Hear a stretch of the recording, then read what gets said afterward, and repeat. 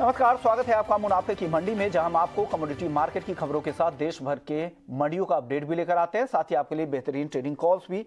अपने मेहमानों से परिचय करवा दें। मनोज जैन है हमारे साथ, पृथ्वी फिनमार्ट से, कुणाल शाह हैं निर्मल बंग से, अनुज गुप्ता हैं IIFL सिक्योरिटी से, साथ ही आगे हमारे साथ अरुण सेखसरिया साहब भी होंगे, MD है DD कॉटन की। लेकिन फटाफट से टॉप 10 खबरें देख लेते हैं कि आज कहां सबसे ज्यादा एक्शन दिख रहा है। गोल्ड सिल्वर की बात करें तो कल हालांकि चांदी में वापस से शाम के सत्र में रिकवरी दिखी थी, लेकिन गोल्ड करीब 200 रुपए गिरकर बंद हुआ था। आज लेकिन दबाव है, करीब 100 रुपए के आसपास सोना और चांदी करीब करीब 250 रुपए के आसपास गिरावट दिखा रहा है। कच्चे तेल की बात करें तो यहां पर भी कमजोरी के साथ ही कारोबार है। $82.5 के पास अब ब्रेंट क्रूड का भाव फिसल कर आ चुका है। नेचुरल गैस की बात करें तो अप्रैल का वायदा, जिसकी 25 अप्रैल को एक्सपायरी है, वो 180 के आसपास और 200 रुपए के नीचे नेचुरल गैस का मई का वायदा ट्रेड कर रहा है। कॉपर यहां पर भी आधे % तक की गिरावट दिख रही है, 775 रुपए के आसपास। एग्री मार्केट में इसबगोल, जहां पर कल एंट्री हुई थी इसबगोल की NCDX पर, कल से ट्रेड शुरू हुआ है और आज 24,650 के आसपास यहां पर ट्रेडिंग हो रही है। 2% तक की तेजी दिख रही है। कॉटन के एक दायरे में कारोबार 2,700 रुपए के ऊपर। जीरा करीब 2% की तेजी, 41,400 रुपए के करीब जीरा का वायदा ट्रेड कर रहा है। हल्दी हल्की गिरावट है, 6,700 रुपए के नीचे। धनिया लगातार गिरावट है, आज हालांकि गिरावट हल्की कमजोरी है, 6,400 रुपए के नीचे। साल भर में धनिया में करीब करीब 50% तक की गिरावट आ चुके हैं। चलिए, लेकिन सबसे पहले बात कॉटन की होगी। हमारे साथ अरुण सेखसरिया साहब हैं, MD हैं DD कॉटन के। सर, कॉटन उत्पादन को लेकर क्या हो रहा है? 303 लाख गांठ कॉटन उत्पादन का अनुमान है। मुझे लगता है ये 14 साल में सबसे कम उत्पादन का अनुमान होगा सर। ये उत्पादन का देर कंफ्यूजन है। ये उत्पादन जो है हिंदुस्तान के अंदर में कोई कमी नहीं है। 330-40 गांठ की उत्पादन क्रॉप इस साल दो आपको अलग करने पड़ेंगे। एक तो है टोटल क्रॉप और एक टोटल प्रेसिंग। ओके। तो CI के जो उत्पादन के जो नंबर आते हैं वो प्रेसिंग के नंबर आते हैं, नॉट द टोटल क्रॉप। वो प्रेसिंग के हिसाब से चलते हैं। अभी प्रेसिंग कमती होगी बिकॉज गर्मी इतनी पड़ रही है, बिकॉज अराइवल्स कमती आ रहे हैं। तो 12 महीने तो प्रेसिंग होती नहीं है ना। गर्मियों में प्रेसिंग कमती हो जाती है by default because of such high weather, high temperature which is 43-44 degrees. वो it is not advisable also and safe भी नहीं होता है। और सेकेंडली पीछे बारिश हो जाएगी तो बारिश में एज इट इज पीछे आपकी प्रेसिंग कमती होती है। तो ये एक मानना है कि भाई इस साल प्रेसिंग आपकी कमती होगी as against the total crop.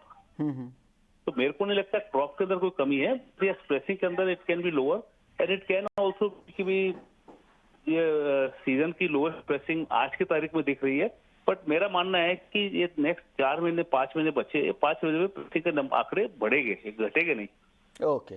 Arun ji, अब मेरा अगला सवाल होगा, जो USD की रिपोर्ट कह रही है कि इस साल भारत में उत्पादन 4.5% ज्यादा होगा, जो करीब करीब 56 लाख टन की संभावना है। लेकिन अगर वो 303 लाख गन, हालांकि प्रेसिंग के आंकड़े वो कह रहे हैं CI के, लेकिन तो भी अगर आप देखें तो काफी गैप नजर आता है। वो 51 लाख टन के आसपास बैठेगा, मुझे लगता है 303 के आसपास का, और ये 56 लाख टन के आसपास है। इतना ज्यादा फर्क कैसे है सर? 3 लाख 8 और हो गई तो 3 लाख में वो थोड़ा, हाँ 1 लाख टन हो गया, मतलब 50,000 टन हो गया। तो सर गैप बहुत ज्यादा है। खपत भी देखिए, खपत भी उन लोगों का जो USD का अनुमान है वो 49 लाख टन के आसपास है, जबकि अगर 311 लाख टन अगर कुल डिमांड के जो आंकड़े हैं CI के, वो अगर आप देखें तो वो भी करीब 52 लाख टन के आसपास जा रहा है। तो उसमें भी काफी अंतर है। ऐसा फर्क क्यों है USD और CI की रिपोर्ट में सर? देखिए, कोई के USD के भी ले लीजिए या CI के भी ले लीजिए, टेक्सटाइल कमीशन के भी ले लीजिए, किसके पास भी nobody has a definite number in place. जैसे USD के नंबर आते हैं उसके अंदर till the last bell you are able to get the number. But यहाँ पे अपने पास मैकेनिज्म ही नहीं है ना अभी टू गेट द नंबर। अपने पास सब अपन 10 आदमी इकट्ठा हो जाते हैं और अपन क्रॉप का एस्टिमेट लगा लेते हैं। तो मेरे हिसाब से अभी जो CI के जो आंकड़े आते हैं वो we are going on the pressing base, तो दैट विल बी मोर और लेस एक्यूरेट नंबर होने चाहिए, ±5 to 6%। बट मेरा ये मानना है कि जैसे जैसे अभी टाइम निकलेगा, अभी अप्रैल निकलने के बाद मई में जो मीटिंग होगी, जून में होगी, तो इसमें आंकड़े बढ़ सकते हैं। मेरे को कमती होने की संभावना कमती लग रही है। ओके सर, ये जो नंबर, जो रिपोर्ट जो जारी किए जाते हैं, तो इसका तरीका क्या होता है? सर्वे का क्या तरीका होता है? चाहे USDA वाले करते हुए CI वाले कैसे करते हैं? तो यूएसडी कैसे करते हैं वो तो मैं नहीं कह सकता हूँ, बट सीआई में हम लोग के पास काफी एक साइंटिफिक मेथड है कि we have got members from all the cotton growing states, regional association जो होते हैं वो सीआई के मेंबर्स हैं, एंड वो सब अपने फिगर देते हैं। उनके पास फैक्ट्री वाइज असेसमेंट होता है कि कौन सी फैक्ट्री में क्या है क्या नहीं है। तो उसमें मेरे को लगता नहीं कि कोई चीज की कमी है, बट ये कहना मुश्किल है कि फार्मर के पास कितना माल है। ओके तो वो तो कोई रीजनल एसोसिएशन में नहीं कह सकता और कोई नहीं कह सकता है। तो मेरा ये मानना है कि जैसे जैसे वक्त निकलेगा वैसे वैसे we will be able to come to a near to solid assessment, but 1-2 महीना और लगेगा इसमें। ओके सर, लेकिन भरोसा किस पर करना चाहिए, किस तरह की रिपोर्ट पे करना चाहिए? जो लोग दर्शक देख रहे हैं उनको क्या बोले, क्योंकि लगातार जब बदलाव होते हैं रिपोर्ट में, अनुमान में, हर मीटिंग में अगर बदलाव होते हैं तो इस पर फिर सवाल उठते हैं, इसलिए मैं पूछ रहा हूँ सर। एक सज्जन ने बहुत अच्छी बात कही थी कि you can not make money on borrowed information, you can only make money on your own information. तो मेरा ये मानना है कि अपनी खुद की इन्फॉर्मेशन के हिसाब से ही अपने असेसमेंट करिए, क्योंकि ये सब क्या है कि हर असेसमेंट, हर एजेंसी की अलग अलग तरीके होते हैं असेसमेंट करने का। सो आई डोंट say कि what is right, what is wrong, but everybody is doing a fair job, everybody is doing a very seriously they are considering all the numbers, but गलत भी हो सकते हैं। सो इसका ये मतलब नहीं है कि we are doing it on purposely, but सबको अपने अपने अनुमान के हिसाब से व्यापार करना चाहिए, अनुमान के हिसाब से पोजीशन लेनी चाहिए। Okay. और तेजी मंदी तो अभी आपके और मेरे हाथ में नहीं, डिमांड और सप्लाई के हाथ में रहेगी। जी बिल्कुल सही बात है, मैं आप पे ब्लेम कर नहीं रहा हूं सर। एक इंस्टीट्यूशंस पे लोगों का भरोसा होता है तो उनके अनुमान के हिसाब से लोग अपना सेटअप बनाते हैं, चाहे वो किसान हो, ट्रेडर हो, मिलर हो, जो भी हो। चलिए सर, अब कुछ भाव की बात कर लेते हैं। 1-2 मिनट और आपको लूंगा क्योंकि आप मीटिंग में थे।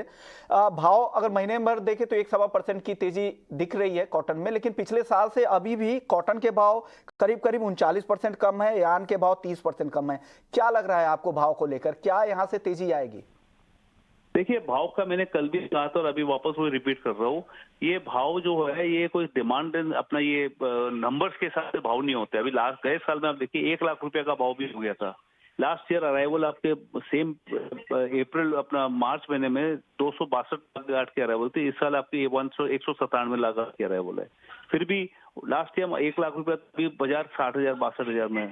तो ये टोटल 1 लाख में भी मिल वाले पैसा बना रहे थे, आज 62,000 में भी मिल वाले पैसा नहीं बना रहे। तो ये टोटल डिमांड के ऊपर है। जब तक डिमांड सुधरेगी नहीं, how is irrelevant. The first is most important thing is demand. अगर डिमांड अच्छी होगी तो ये भाव आपके 70,000 भी हो सकते हैं, 75 भी हो सकते हैं, और नहीं डिमांड होगी तो 55-60,000 भी हो सकते हैं। तो ये कहना कि क्या भाव होने वाला है, it is absolutely futile exercise. इसके अंदर पढ़ना ही नहीं चाहिए। अपने को डिमांड के पीछे रहना चाहिए। अगर डिमांड अपने को लगती है कि आज 1.5 लाख आठ की अराइवल और 1.5 लाख आठ मेरी खप रही है, बराबर से जा रही है, 1.25-2 लाख आठ की डिमांड है, then demand is picking up on consistent basis. पर अभी कोई एकदम कोई एक बार डिमांड आ गई 2 दिन के लिए, 4 दिन के लिए, उसके बाद वापस ठंडा पड़ गया, जो हो रहा है अभी यान के अंदर, मेरे को लगता नहीं ये विजिबिलिटी है मिलों के लिए भी और ट्रेडर के और होल्डर्स के लिए भी। There has to be a clear visibility of next 2 to 3 to 4 months for mills to decide मेरे को क्या करना है, फॉर ट्रेडर्स टू डिसाइड मेरे को क्या करना है, फॉर जिनर्स टू डिसाइड मेरे को क्या करना है। रोज के हिसाब से आप तेजी मंदी के हिसाब से करो या रोज के हिसाब से डिमांड सप्लाई में करो, तो पीछे उसके अंदर तो अपने कुछ भी नहीं कर सकते। Okay, there has to be a reasonable visibility for everybody.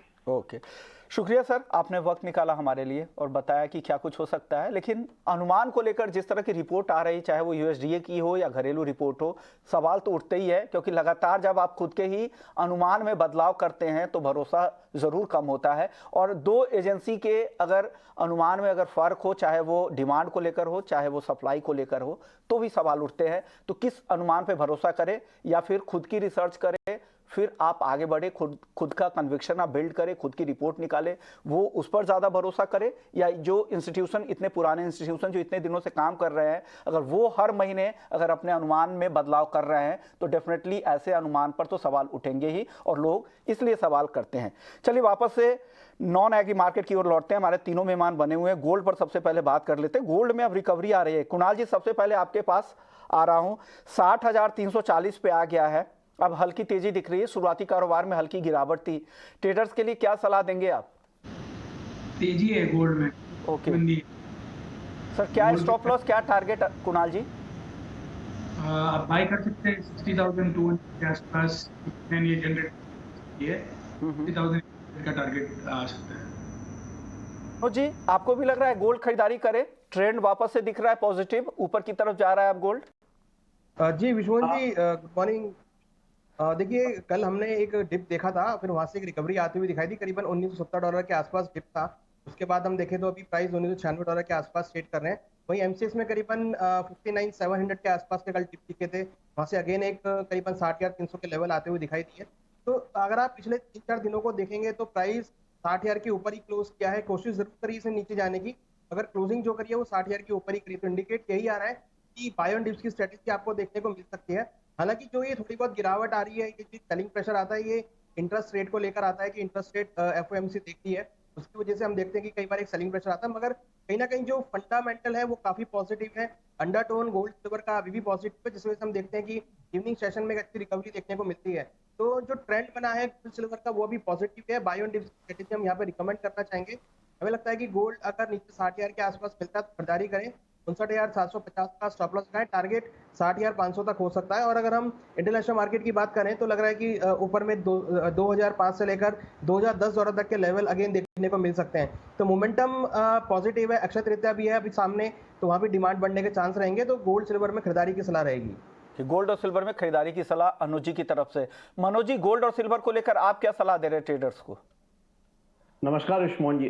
Long term trend यहाँ पे सोने और चांदी का पॉजिटिव है, लेकिन हमने देखा है कि जिस तरह से फिर यूएस में ब्याज दरों को बढ़ाने की चर्चा जो चालू हुई है, और यहाँ पे हम जो फेड ऑफिशियल्स के लगातार स्टेटमेंट्स भी आते हुए देख रहे हैं ब्याज दरों में बढ़ोतरी के, उसके चलते डॉलर इंडेक्स में एक बार फिर निचले स्तरों से सपोर्ट्स देखने को मिले हैं। तो इंट्राडे में थोड़ा दबाव रह सकता है। मेरा मानना है कि 60,400 के आसपास अगर इंट्राडे में स्तर मिलते हैं तो इंट्राडे में बिकवाली कर सकते हैं 60,620 के स्टॉप लॉस से। लक्ष्य रहेगा 60,000 का। 59,500 यहाँ पे एक मजबूत सपोर्ट बना हुआ है, तो अगर खरीदारी की पोजीशन बनानी है तो 59,500 के आसपास बनानी चाहिए। चांदी में यहाँ पे ट्रेंड पॉजिटिव है। 73,800 के आसपास बाइंग की, 74,800 के आसपास यहाँ बाइंग की सलाह रहेगी। स्टॉप लॉस जो लगाना है 74,200 का लगाना है। ऊपर में 76,000 के लक्ष्य रख सकते हैं। सोना और चांदी दोनों में से चांदी में यहाँ पे मजबूती दिखाई दे रही है, सोने में थोड़ा करेक्शन देखने को मिल सकता है। ओके, यानी चांदी ज्यादा इनको मजबूत दिख रही है यहाँ से। कुणाल जी, आप क्या सलाह देंगे? 75,500 के बेहद करीब है चांदी, इन स्तरों पर क्या सलाह है? तेजी है, गोल्ड सिल्वर में कोई मंदी नहीं है। आपको वॉलेटिलिटी देखनी होगी इंट्राडे में, जो भी ऊपर नीचे होता है वो आपको देख के आप इतनी पोजीशन लीजिए, because it is going to be volatile. कभी न्यूज़ आता है, कोई डेटा आता है, उसके बाद रेट हाइक की एक्सपेक्टेशन बढ़ जाती है, कभी कोई फेड का स्टेटमेंट आता है, उसके बाद वो कम हो जाती है। ये सब वॉलेटिलिटी चलते रहने वाली है, ध्यान तेजी है दोनों में। सो मैं सेलिंग रिकमेंड करूंगा ही नहीं। सेल बेल गोल्ड सिल्वर करना ही नीचे है, फंस जाएंगे नीचे में, बाई करके काम कीजिए। ओवरऑल ध्यान तेजी का ही है। तो ओवरऑल जो ब्रॉडर ट्रेंड है वो पॉजिटिव है, इसलिए मैं जो भी पोजीशन बनाए तेजी के बनाए, लेकिन डिप में खरीदारी की सलाह रखते, क्योंकि मार्केट काफी वॉलेटाइल है। जो भी ट्रेड करे बिना स्टॉप लॉस के ट्रेड नहीं करे, और अपने फाइनेंशियल एडवाइजर से भी सलाह जरूर ले। कच्चे तेल की बात कर लेते हैं। $87 तक जाने के बाद, करीब 5 महीने की ऊंचाई के जाने के बाद अब फिसल के $82 तक ब्रेंट आ चुका है। एमसीएक्स क्रूड की अगर बात करें तो 6,450 पे आ चुका है, 0.25% की गिरावट। कुणाल जी, क्या करना चाहिए कच्चे तेल में यहाँ पर? कच्चे तेल में मेरी राय में है आपको मौजूदा स्तर से अभी थोड़ा और सेलिंग दिख सकता है। 63.90 तक, 6500 पे सेल, 6550 का स्टॉप लॉस रखिए। अनुज जी, आप क्या सलाह देंगे कच्चे तेल में? ऑप्शन में कोई ट्रेड है तो वो भी बता दीजिएगा, वॉलेटाइल है मार्केट बहुत। देखिए, अगर हम फ्यूचर्स की बात करें तो यहाँ पर बाय कॉल रहेगा करीबन 6,400 के आसपास। 6,240 का स्टॉप लॉस लगाएं, टारगेट 6,600 तक हो सकता है। वहीं अगर ऑप्शंस की बात करें तो मुझे लग रहा है कि 6,800 का जो कॉल ऑप्शन है वो करीबन 110 रुपये के आसपास चल रहा है। मुझे लगता है कि उसमें खरीदारी का ट्रेड बना सकते हैं, जो कि 17 मई के कॉन्ट्रैक्ट का है। अच्छे प्राइस पे मिल रहा है, काफ़ी लो प्रीमियम है। यहाँ पर मुझे लगता है खरीदारी का ट्रेड बना सकते हैं। ऊपर हम एक्सपेक्ट कर रहे हैं कि इसमें करीबन 170-180 तक के प्रीमियम देखने को मिल सकते हैं। नीचे में करीबन 54 पे स्टॉप लॉस लगा सकते हैं। तो मोमेंटम जो है अभी थोड़ा साइडवेज हुआ है, मगर जो अभी $82 और $81 आए हैं, ये एक अच्छे लेवल है जहाँ पर हम खरीदारी का ट्रेड ले सकते हैं। रिसेंटली हमने कल भी देखा था कि यूएस की जो इन्वेंट्री थी वो काफ़ी फॉल होती हुई दिखाई दी है, जो कि एक इंडिकेशन है कि वहाँ पे इन्वेंट्रीज जो है, सप्लाईज जो है वो वहाँ पे घट सकती है। तो उससे काफ़ी हद तक प्राइस को सपोर्ट मिलेगा। तो फ्यूचर्स में खरीदारी का ट्रेड लें, और ऑप्शन में 6,800 का कॉल ऑप्शन खरीदारी का ट्रेड तरफ ले सकते हैं। ओके, 6,800 के स्ट्राइक है कॉल ऑप्शन खरीदने की सलाह। मनोज जी, क्या सलाह है? क्रूड और एनजी में क्या कॉल है? क्रूड ऑयल में मेरा मानना है कि 6,500 525 के दायरे में बिकवाली कर सकते हैं। 6,600 के स्टॉप लॉस से 6,400 तक के लक्ष्य फिर एक बार यहाँ देखने को मिल सकते हैं। जिस तरह से ब्याज दरों में बढ़ोतरी की फिर एक बार चर्चा शुरू हुई है, तो उसकी वजह से थोड़े डिमांड के कंसर्न्स जो फिर देखने को मिल सकते हैं। तो सेल ऑन राइज की रणनीति यहाँ पे कच्चे तेल में बना के चले। नेचुरल गैस में अगर 176 177 के आसपास के स्तर मिले तो वहां बाइंग कर सकते हैं। 172 के स्टॉप लॉस से ऊपर में 185 तक के लक्ष्य रख सकते हैं। अब बेस मेटल्स की बात कर लेते हैं। बेस मेटल्स में हालांकि दायरे में, बहुत ही सीमित दायरे में कारोबार हो रहा है। कुणाल जी, लग रहा है कहीं पे एक्शन आपको बेस मेटल्स में जहां पर पैसा बन सकता है ट्रेडर्स को? रेंज बाउंड है, ऊपरी स्तरों से बहुत ज़्यादा अपसाइड नहीं है इसमें, क्योंकि ग्लोबल इकोनॉमी की ओवरऑल जो ट्रेजेक्ट्री है नेक्स्ट 2-3 महीने के लिए थोड़ा स्लो डाउन की ओर इंडिकेट कर रही है, और एक साइड पे डॉलर इंडेक्स कमजोर हो रहा है। So it will be a push and pull factor in that. Copper आपको 770 और 782 की रेंज में ट्रेड करता हुआ नजर आएगा। 772 के आसपास बाय कर सकते हैं, 778-9 में प्रॉफिट बुक कर दीजिए, और स्टॉप लॉस 768 का रखिए। मनोज जी, आपकी टॉपिक क्या होगी बेस मेटल्स में? कॉपर में 780 के स्तर मिले तो बिकवाली कर सकते हैं। 785 के स्टॉप लॉस से 770 तक के लक्ष्य रख सकते हैं। बिल्कुल यहाँ पे रेंज बाउंड ट्रेड है, जैसा कि कुणाल ने बताया, और एक दायरे में यहाँ पे ट्रेड जो है देखने को मिल रहा है। 770 अच्छे सपोर्ट्स बने हुए हैं, वहीं 784 के ऊपर कीमतें सस्टेन नहीं हो रही है, तो एक दायरे का ट्रेड देखने को मिल रहा है। अगर सेलिंग की रणनीति बनानी है तो 780 के आसपास बनाई जा सकती है। ओके, अनुज जी, आप क्या पसंद कर रहे हैं मेटल में आज? देखिए, मेटल में दो काउंटर हैं जो काफी अच्छे अट्रैक्टिव दिख रहे हैं। पहला तो कॉपर ही है और दूसरा एल्युमिनियम है। कॉपर में मेरा बाय कॉल रहेगा, बट बाय कॉल मेरा डिप पे रहेगा। करीबन 770 के आसपास बाय करें, 764 का स्टॉप लॉस लगाएं। टारगेट 777 तक हो सकता है। कल भी हमने बाय कॉल दिया था जहां पर एक टारगेट अचीव होता हुआ दिखाई दिया। आज हमें लग रहा है कि एल्युमिनियम के अंदर भी आप खरीदारी का ट्रेड ले सकते हैं। कल भी हमारा टॉपिक था, टारगेट हिट हुआ।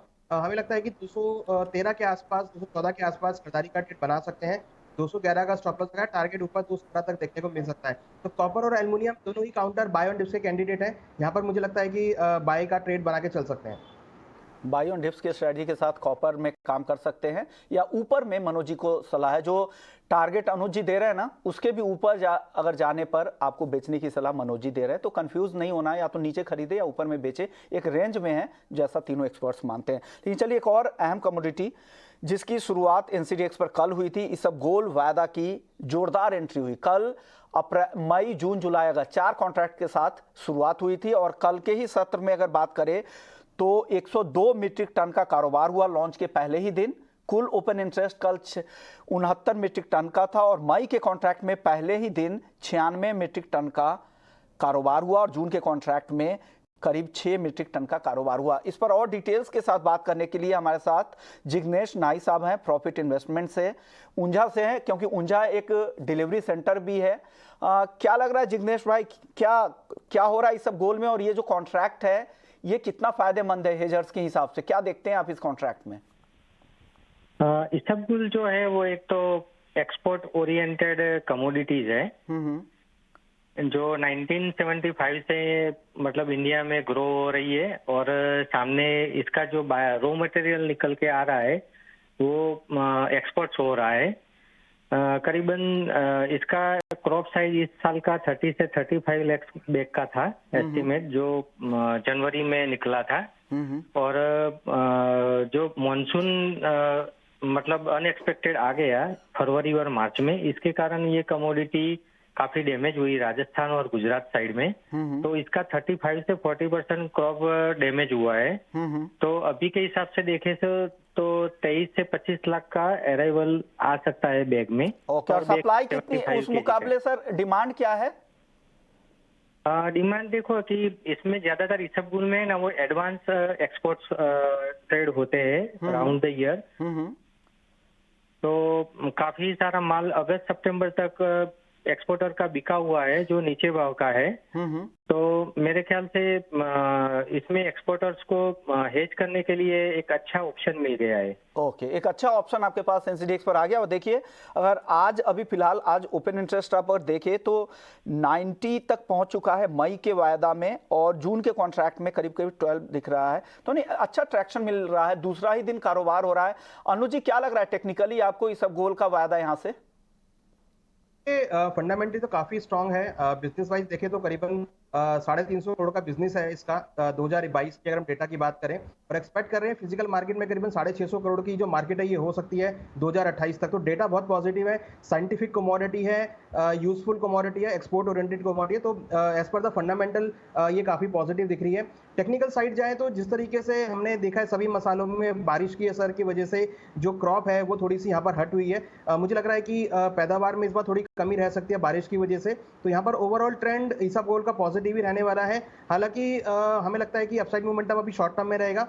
हालांकि अब मैंने 25,200 का टारगेट दिया था जो कि अचीव होता हुआ दिखा है। हमें लगता है कि जो नेक्स्ट रिवाइज टारगेट है करीबन 25,600 तक देखने को मिल सकता है। तो ईसाबगोल एनसीडीएक्स में खरीदारी का ट्रेड ले सकते हैं। ऊपर में टारगेट 25,600 का मेंटेन कर सकते हैं। ओके, 25,600। अभी देखिए 4% से ज्यादा की तेजी मई वायदा में ईसाबगोल में दिख रही है। 25,200 के ऊपर चला जा चुका है, 4% की तेजी।